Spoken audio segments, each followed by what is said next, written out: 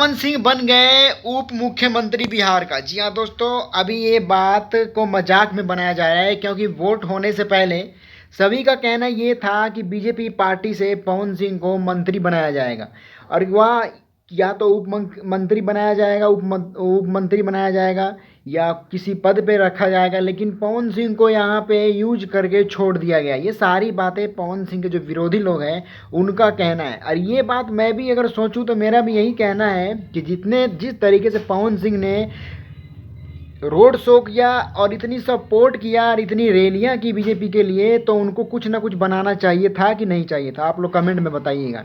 हाँ, ये बात सही है कि पवन सिंह को बीजेपी वालों ने यूज किया।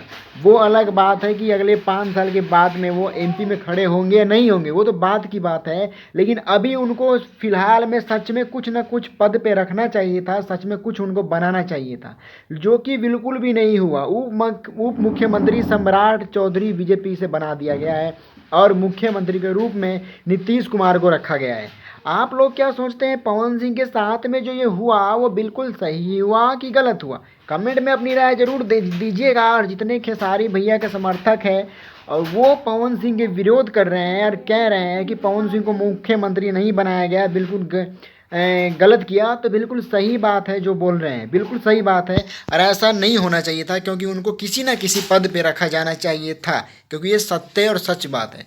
वीडियो अच्छी लगी हो तो शेयर ज़रूर करें। Thank you.